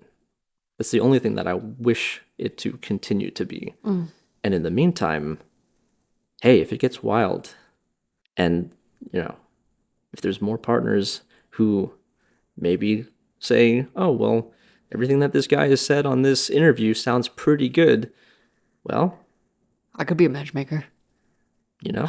Speaking of wild, you have to tell us about the orgy. We have to circle back Oh, to yeah. it.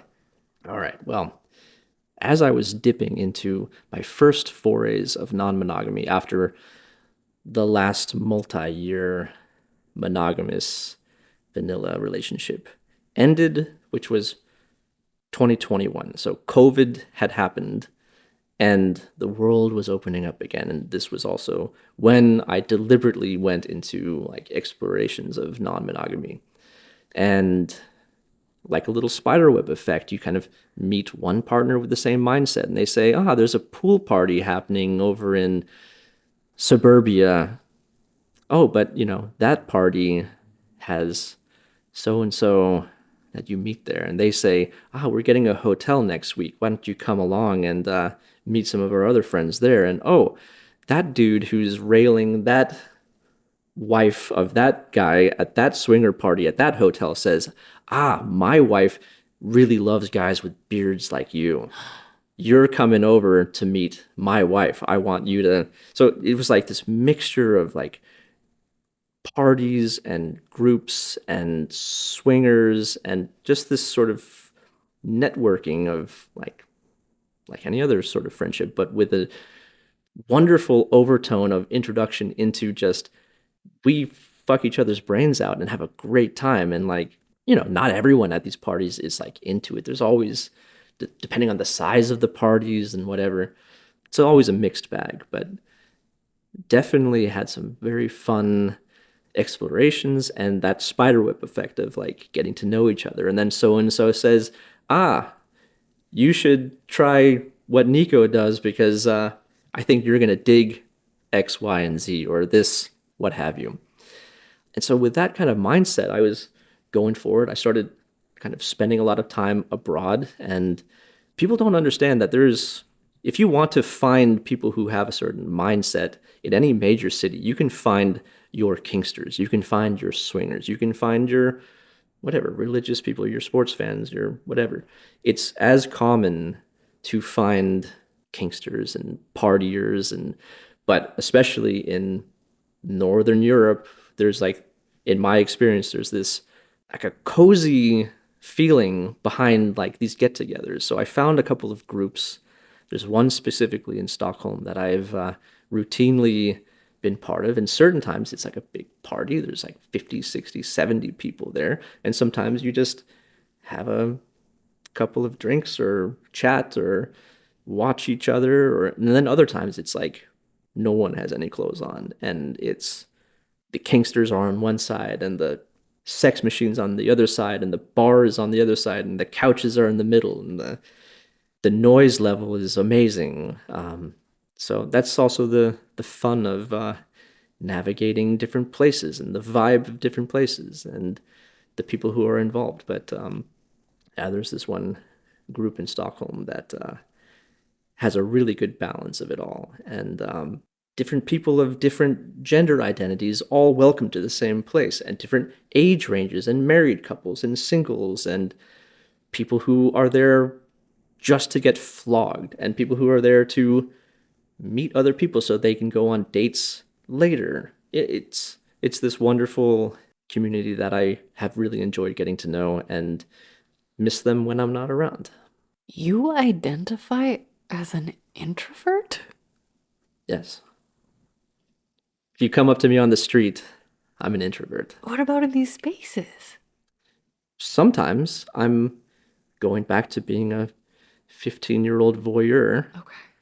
There's one specific time that I was there 8 months ago when this one girl showed up that completely swept the legs out from under me, so to speak. Like, I didn't have any plans that night. I wasn't like going to see anyone specifically, but she came in and I could not take my eyes off of her.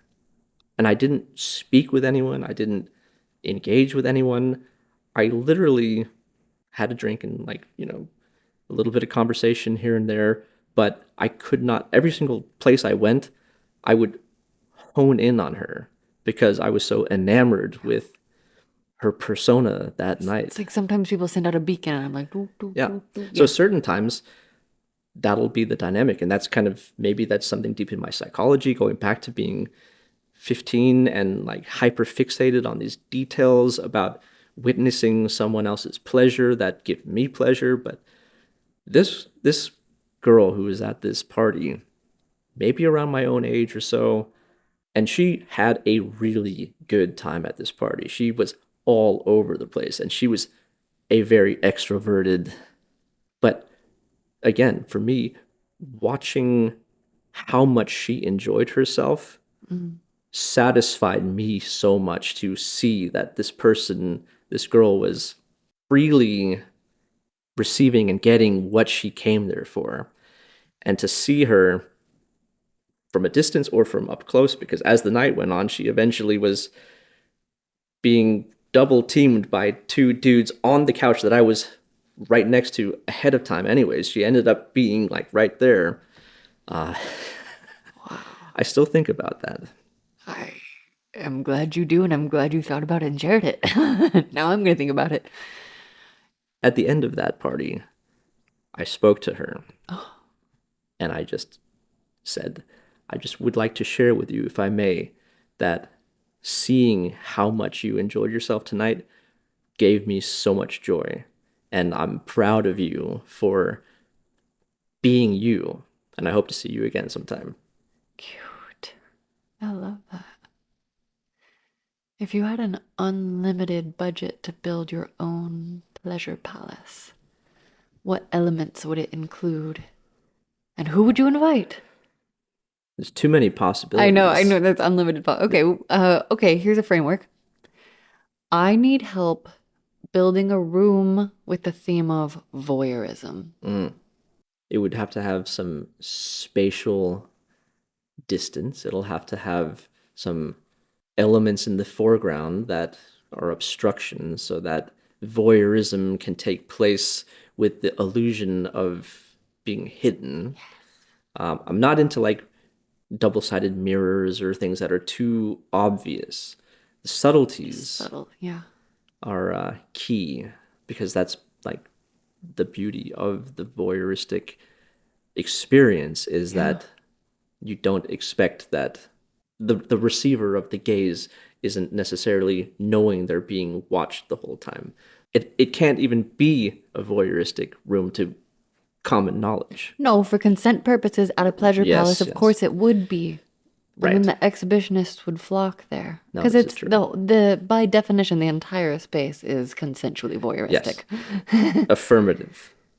And so when you ask me, like, what would I build? Well, there'd be a different room for a different feel. Exactly. And there's definitely one influenced by light. And Yes. not, again, we before recording, we're talking about candlelight as well. And there's Yes. something as well in Scandinavian culture that deals with this notion of this like primal candlelit traditional romantic Oh, yeah. sensual warmth I want to have a that soft goes rug and into a it. So fireplace and chairs that are good yeah, for blowjobs. exactly. And, So so getting a eaten out. room that is safely illuminated with flame, Yeah.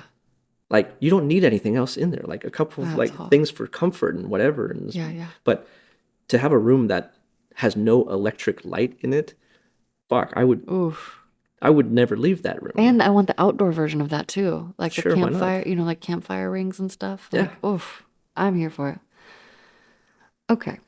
How do we collectively make the world a sexier, more loving, and more connected place? The first steps towards pursuing that comes down to enabling, acknowledging, championing, and celebrating our emotional and sensory relationship to intimacy on a interpersonal level, on an internal level. So the first and most important shift towards that direction is in the mind of the beholder, and acknowledging and intending and wishing for everyone to find their North Star inside on a sensory and emotional and sensual level, and to go forth enabling one another, championing one another to find where our own emotional, sensual, experiential North Star is.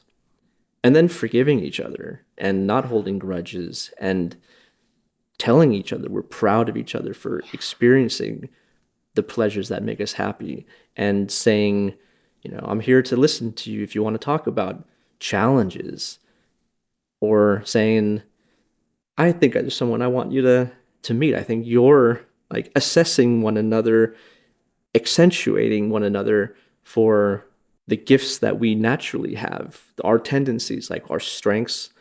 So that comes through communication and mindset shift, and the affection we give one another that is enabled when we're not competing with one another, where our egos are humbled to a point where we say we are living, breathing, sensual individuals, and your happiness and your satisfaction and your health are all connected.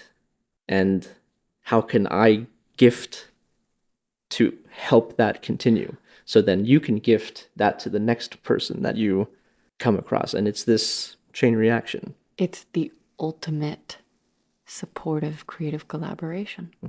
For starters. For starters, yeah. We'll start there. Yeah. I like that. Good plan.